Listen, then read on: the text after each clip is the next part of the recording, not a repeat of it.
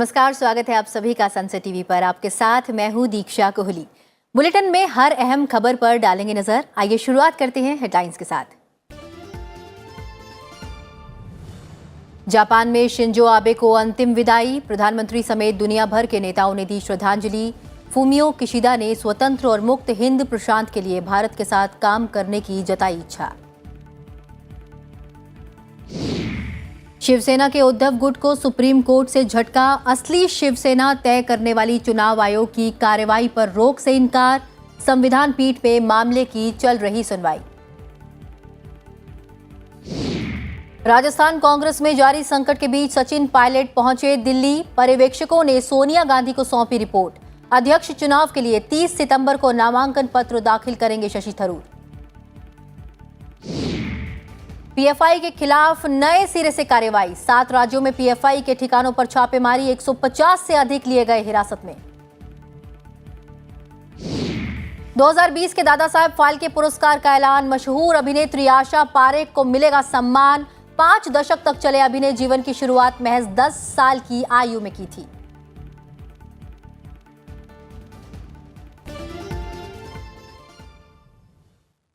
और अब नजर डालते हैं कुछ अन्य मुख्य समाचारों पर। राष्ट्रपति द्रौपदी मुर्मू ने कर्नाटक में हिंदुस्तान एरोनॉटिक्स लिमिटेड के एकीकृत क्रायोजेनिक इंजन विनिर्माण केंद्र का उद्घाटन किया, जिससे इसरो के लिए एक ही स्थान पर रॉकेट इंजन का समस्त उत्पादन किया जा सकेगा। दिल्ली और केंद्र सरकार के बीच सेवाओं पर नियंत्रण के विवाद से जुड़ी याचिका पर सुप्रीम कोर्ट की संविधान पीठ 9 नवंबर को सुनवाई करेगी। सुप्रीम कोर्ट ने आगरा विकास प्राधिकरण को ताजमहल परिसर की दीवार से 500 मीटर के दायरे में सभी कारोबारी गतिविधियों पर रोक लगाने का निर्देश दिया है।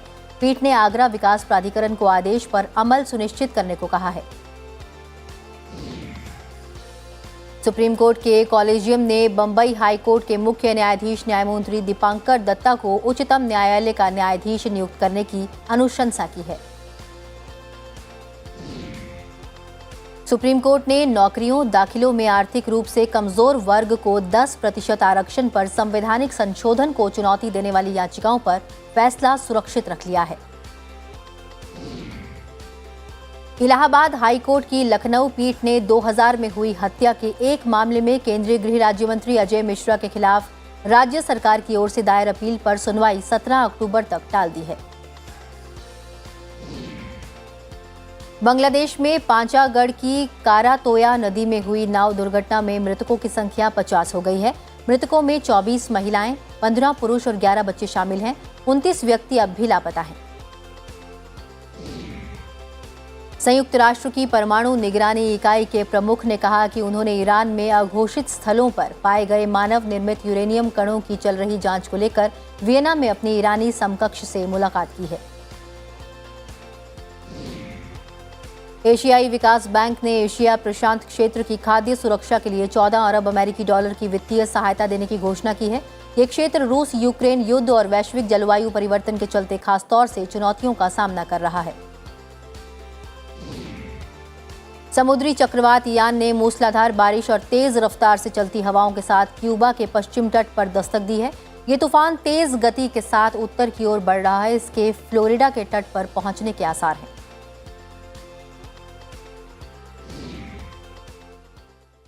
और अब खबरें विस्तार से। प्रधानमंत्री नरेंद्र मोदी ने टोक्यो में जापान के प्रधानमंत्री फूमियो किशिदा से आज मुलाकात की। किशिदा के साथ मुलाकात के दौरान मोदी ने द्विपक्षीय साझेदारी को मजबूत करने के साथ साथ एक मुक्त, खुले और समावेशी हिंद प्रशांत क्षेत्र के लिए जापान के पूर्व प्रधानमंत्री शिंजो आबे के योगदान को याद किया। इस दौरान दोनों नेताओं ने भारत और जापान की विशेष रणनीतिक व वैश्विक साझेदारी को और मजबूत करने पर चर्चा की। दोनों नेताओं ने क्षेत्रीय और विभिन्न अंतर्राष्ट्रीय समूहों और संस्थानों में एक साथ काम करने को लेकर अपनी प्रतिबद्धता दोहराई। प्रधानमंत्री नरेंद्र मोदी ने फूमियो किशिदा से कहा कि उन्हें विश्वास है कि प्रधानमंत्री किशिदा नेतृत्व में भारत जापान के संबंध और प्रगाढ़ होंगे और नई ऊंचाइयां हासिल करेंगे। वहीं फूमियो किशिदा ने भी प्रधानमंत्री मोदी को भारत जापान के संबंधों को नई ऊंचाइयों पर ले जाने के लिए आभार जताया और एक स्वतंत्र, मुक्त और समावेशी हिंद प्रशांत क्षेत्र के दृष्टिकोण को साकार करने के लिए उनके साथ सहयोग करने का आश्वासन भी दिया। हिंद प्रशांत क्षेत्र में भारत और जापान के बीच गहरा तालमेल है।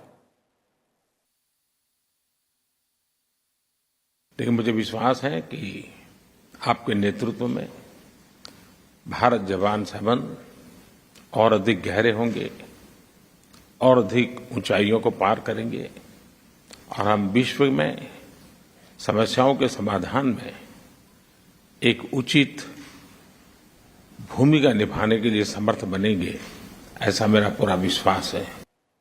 जापान के पूर्व प्रधानमंत्री शिंजो आबे का आज राजकीय सम्मान के साथ अंतिम संस्कार कर दिया गया। प्रधानमंत्री नरेंद्र मोदी सहित कई विश्व नेताओं ने उन्हें श्रद्धांजलि दी।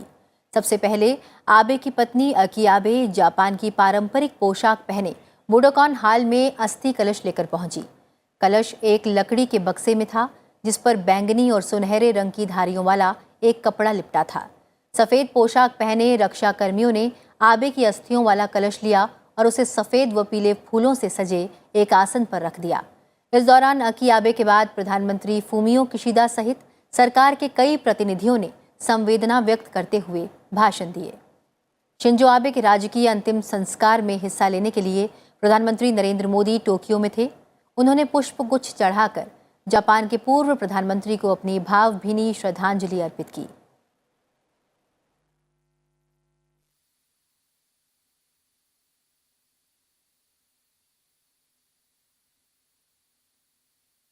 इस मौके पर अमेरिका की उपराष्ट्रपति कमला हैरिस और कई विश्व नेताओं सहित 4000 से अधिक लोग मौजूद थे। शिंजो आबे की 8 जुलाई को एक जनसभा के दौरान गोली मारकर हत्या कर दी गई थी। जापान के प्रधानमंत्री फूमियो किशिदा से मुलाकात के दौरान प्रधानमंत्री नरेंद्र मोदी ने अपनी संवेदनाएं व्यक्त की।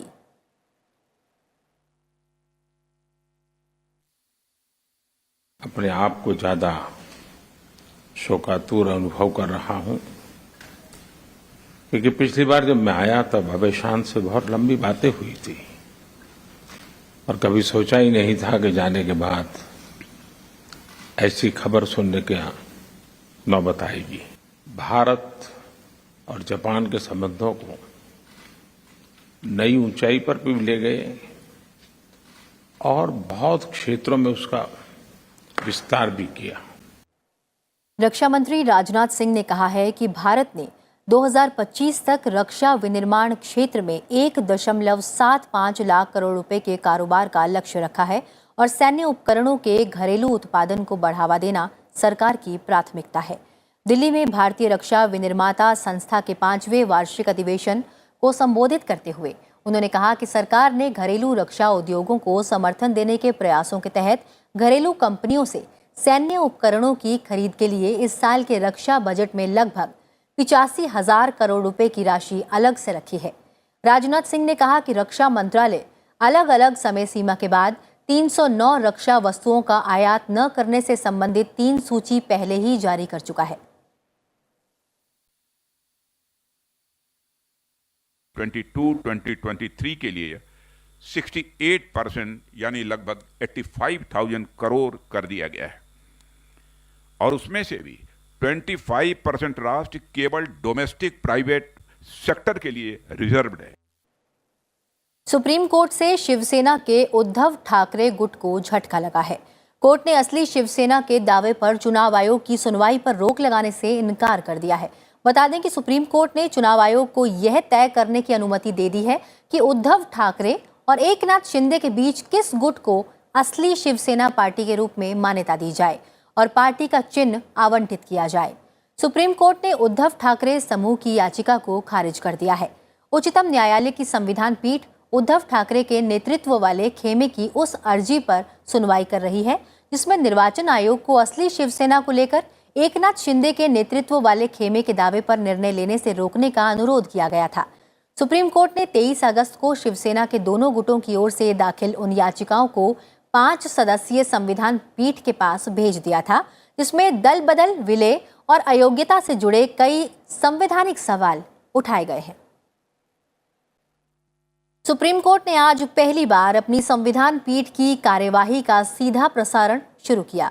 कार्यवाही को उच्चतम न्यायालय की वेबसाइट पर देखा जा सकता है। प्रधान न्यायाधीश की अध्यक्षता में हाल ही में हुई बैठक में 27 सितंबर से सभी संविधान पीठ की कार्यवाही के सीधे प्रसारण का फैसला लिया गया था। ये निर्णय इस संबंध में 2018 में एक फैसला सुनाए जाने के लगभग 4 वर्ष के बाद लिया गया। 27 सितंबर 2018 को तत्कालीन प्रधान न्यायाधीश दीपक मिश्र ने संवैधानिक महत्व के मामले की कार्यवाही के सीधे प्रसारण या वेबकास्ट को लेकर ऐतिहासिक निर्णय लिया था। आगामी गुजरात विधानसभा चुनाव की तैयारियों की समीक्षा के लिए मुख्य चुनाव आयुक्त की अगुवाई में निर्वाचन आयोग 2 दिन के दौरे पर है। दौरे के दूसरे दिन मुख्य चुनाव आयुक्त राजीव कुमार और चुनाव आयुक्त अनूप चंद्र पांडे ने राज्य में आगामी विधानसभा चुनाव के सुचारू संचालन के लिए चुनाव तैयारियों की समीक्षा की। आज सरकारी एजेंसियों के साथ बैठक भी की गई। गांधीनगर में प्रेस वार्ता के दौरान मुख्य निर्वाचन आयुक्त राजीव कुमार ने बताया कि गुजरात में करीब 4.83 करोड़ रजिस्टर्ड मतदाता हैं। 182 विधानसभा क्षेत्रों में 51,782 मतदान केंद्र बनाए जाएंगे। उन्होंने कहा कि अगर राजनीतिक पार्टी आपराधिक मामलों वाले उम्मीदवारों को उतारती है तो उन्हें बताना होगा कि उनको ऐसी क्या बाध्यता थी कि उन्होंने ऐसे उम्मीदवारों को चुनना पड़ा। ये उनको अपने सोशल और प्रिंट मीडिया में बताना होगा। पॉलिटिकल पार्टीज, कैंडिडेट, सिटीजन्स की भागीदारी से पारदर्शी बनाया जाए, इसके लिए बहुत सारी ट्रांसपेरेंट प्रोसेसेस इंप्लीमेंट किए जाएंगे, जिसमें इलेक्टरल रोल के रिवीजन के समय में हर बूथ में क्या वोटर्स की संख्या बढ़ी, क्या घटी, इसकी स्पष्ट सूचना सबको है। कोई भी ऑब्जेक्ट कर सकता है। There is a specific format. Rajasthan में कांग्रेस के भीतर चल रहा सियासी संकट बरकरार है। मुख्यमंत्री अशोक गहलोत और सचिन पायलट के समर्थक विधायकों ने पार्टी आलाकमान की मुश्किलें बढ़ा दी हैं। वहीं पार्टी के पर्यवेक्षकों ने अपनी लिखित रिपोर्ट आज शाम पार्टी अध्यक्ष सोनिया गांधी को सौंप दी है। कांग्रेस में जारी सियासी संकट के बीच राज्य के पूर्व उप मुख्यमंत्री सचिन पायलट आज दिल्ली पहुंचे। वहीं दूसरी ओर जयपुर में मुख्यमंत्री अशोक गहलोत के आवास पर विधायकों की बैठक हुई। राजस्थान में सियासी संकट उस वक्त शुरू हुआ जब कांग्रेस की ओर से रविवार शाम को विधायक दल की बैठक बुलाई गई थी। इसके लिए दिल्ली से 2 पर्यवेक्षक भेजे गए थे, लेकिन मुख्यमंत्री अशोक गहलोत के समर्थक कई विधायकों के बैठक में नहीं शामिल हुए और त्यागपत्र सौंपने के लिए विधानसभा अध्यक्ष सीपी जोशी से मिलने चले गए थे। हालांकि पार्टी आलाकमान के सख्त रुख को देखते हुए अब विधायकों के सुर बदले हुए नजर आ रहे हैं। न तो किसी विधायक को जबरदस्ती बुलाया गया, न किसी विधायक को रोका, न किसी विधायक को अंधेरे में रख के दस्तखत कराए गए, न किसी विधायक से जोर जबरदस्ती की गई। सबने स्वतः स्फूर्त हाथ खड़े करके अपनी एकजुटता प्रदर्शित की थी। अब कौन क्या कह रहा है, ऊपर जो है आलाकमान है वही तय करेंगे, हम लोग नहीं तय करते हैं और जो भी डिसीजन लेना है ऊपर से ही लेना है।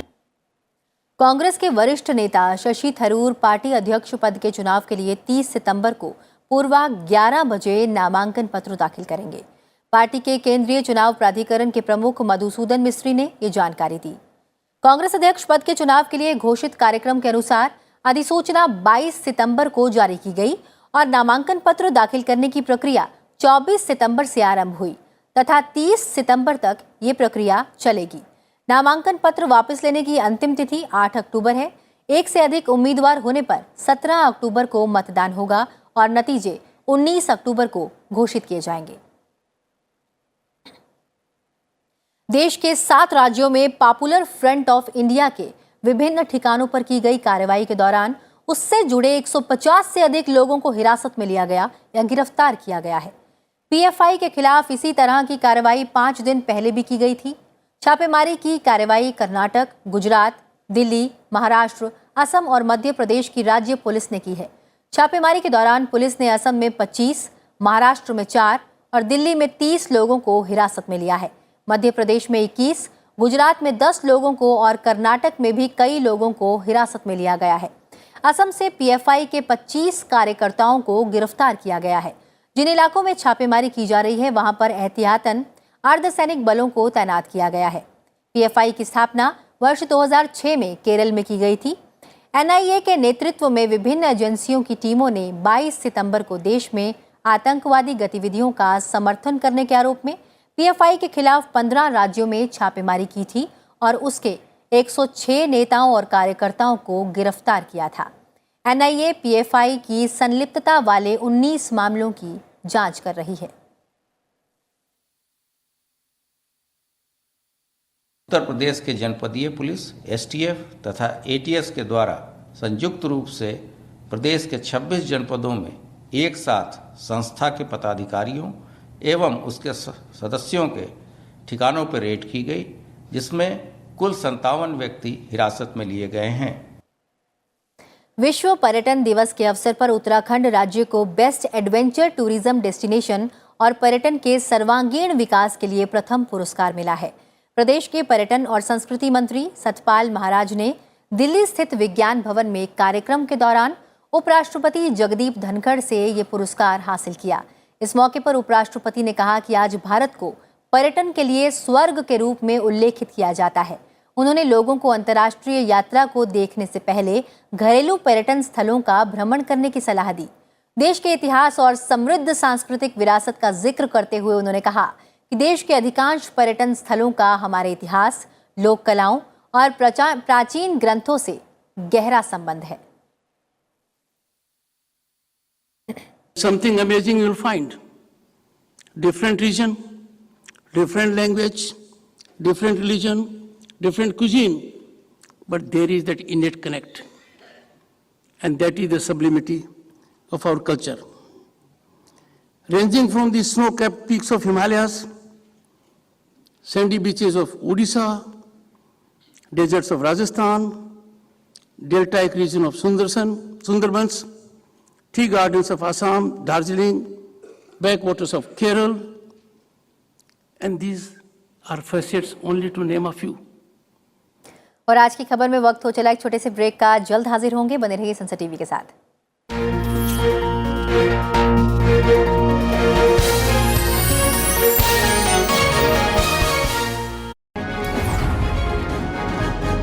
We are discussing the Securities and Exchange Board of India Act 1992. I want you to imagine what would have been the position if there was no SEBI Act and no SEBI. There would have been complete pandemonium.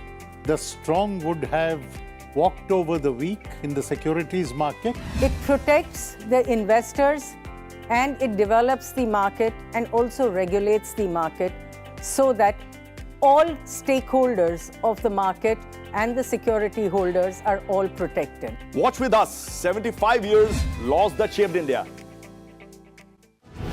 Foreign policy matters more than ever before in our interdependent, globalized world. And to get an in-depth analysis of all that is happening in India's external relations, tune into Diplomatic Dispatch. So keep watching Diplomatic Dispatch only on Sunset Television.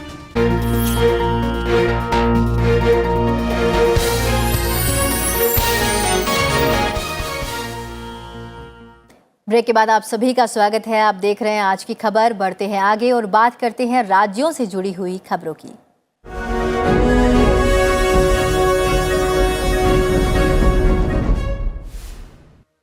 प्रधानमंत्री नरेंद्र मोदी 29 और 30 सितंबर को गुजरात जाएंगे, जहां वो 29,600 करोड़ रुपए की कई परियोजनाओं का उद्घाटन और शिलान्यास करेंगे। गुरुवार को वो अहमदाबाद के नरेंद्र मोदी स्टेडियम में 36वें राष्ट्रीय खेलों का उद्घाटन भी करेंगे। केंद्रीय गृह मंत्री अमित शाह ने गुजरात के गांधीनगर के कलोल में KRIC कॉलेज द्वारा निर्माणाधीन 750 बेड के आधुनिक अस्पताल का शिलान्यास किया।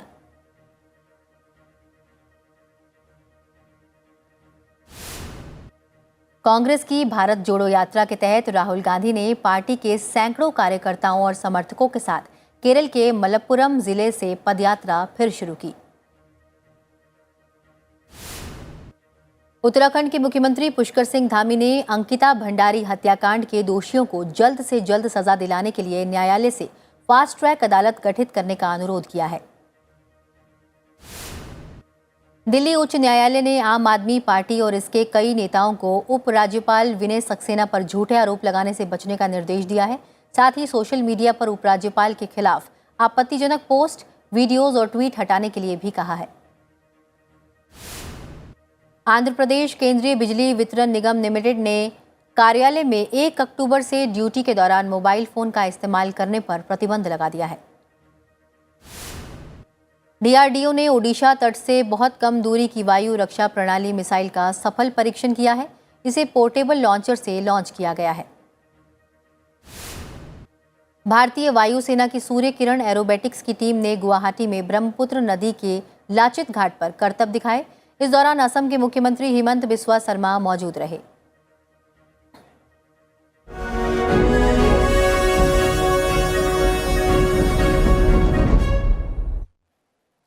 रोजगार मंत्री भूपेंद्र यादव ने XUES के तहत तिमाही रोजगार सर्वेक्षण के चौथे दौर की रिपोर्ट जारी की है।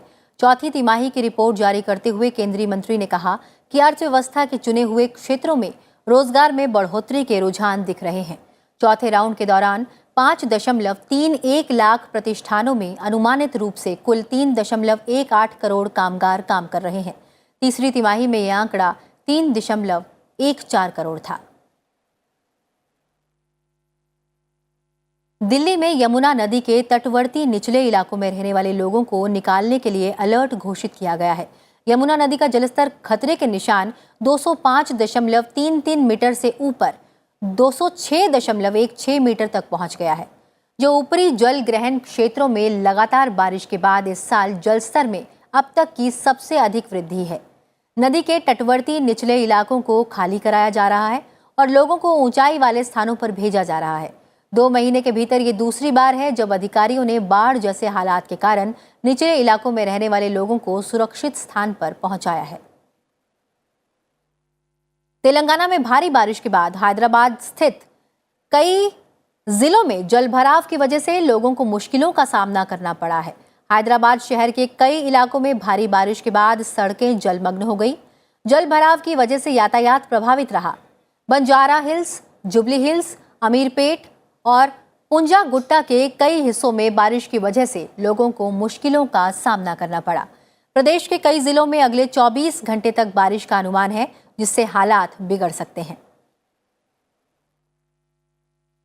मशहूर अभिनेत्री आशा पारेख को वर्ष 2020 के दादा साहेब फाल्के पुरस्कार से सम्मानित किया जाएगा। केंद्रीय सूचना एवं प्रसारण मंत्री अनुराग ठाकुर ने यह जानकारी दी है। दिल दे के देखो, कटी पतंग, तीसरी मंजिल और कारवां जैसी फिल्मों के लिए मशहूर 79 वर्षीय अभिनेत्री को हिंदी सिनेमा में सबसे प्रभावशाली अभिनेत्रियों में शुमार किया जाता है। पारेख ने 1990 के दशक के अंत में एक निर्देशक और निर्माता के तौर पर टीवी नाटक कोरा कागज का निर्देशन भी किया था, जिसे काफी सराहा गया था। दादा साहेब फाल्के भारतीय सिनेमा के क्षेत्र में सर्वोच्च सम्मान है। पिछले साल वर्ष 2019 के लिए रजनीकांत को दादा साहेब फाल्के पुरस्कार से सम्मानित किया गया था। दादा साहब फाल्के अवार्ड इस बार आशा पारेख जी को चुना है। प्रख्यात फिल्म अभिनेत्री है, जिन्होंने 10 वर्ष की आयु में फिल्मों में काम करना शुरू किया और प्रख्यात फिल्म निर्देशक बिमल रॉय जी ने उनको सबसे पहले मां फिल्म में लॉन्च किया था। और अब खबरें अंतर्राष्ट्रीय जगत से।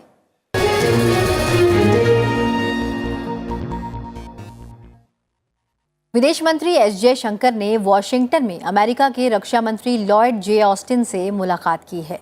दोनों नेताओं ने नीतिगत आदान प्रदान, रक्षा संबंधी व्यापार, सैन्य अभ्यास और सैन्य औद्योगिक सहयोग में प्रगति की समीक्षा की।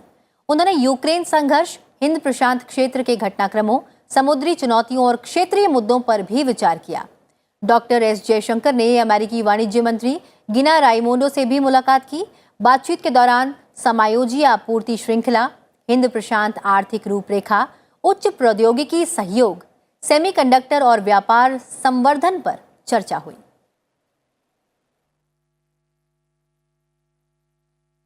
यूक्रेन में रूस के नियंत्रण वाले क्षेत्रों में जनमत संग्रह खत्म हो गया है।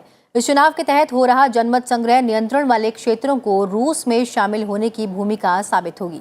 हालांकि यूक्रेन और उसके पश्चिमी सहयोगियों ने इस पूरी कवायद को दिखावा बताते हुए नकार दिया है।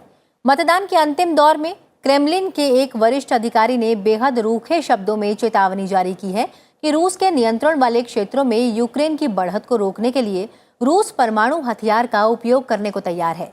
रूसी नियंत्रण वाले क्षेत्रों के लोग रूस में शामिल होना चाहते हैं या नहीं, इस मुद्दे को लेकर 5 दिन चला ये मतदान कैसा भी रहा हो, लेकिन निष्पक्ष और स्वतंत्र बिल्कुल नहीं था। और बुलेटिन में फिलहाल इतना ही। चलते चलते आपको छोड़े जाते हैं फ्रांस में आयोजित फैंसी ड्रेस में पैराग्लाइडिंग की तस्वीरों के साथ। फिलहाल मुझे दीजिए इजाजत। अपना ख्याल रखिए और देखते रहिए सनसेट टीवी। नमस्कार।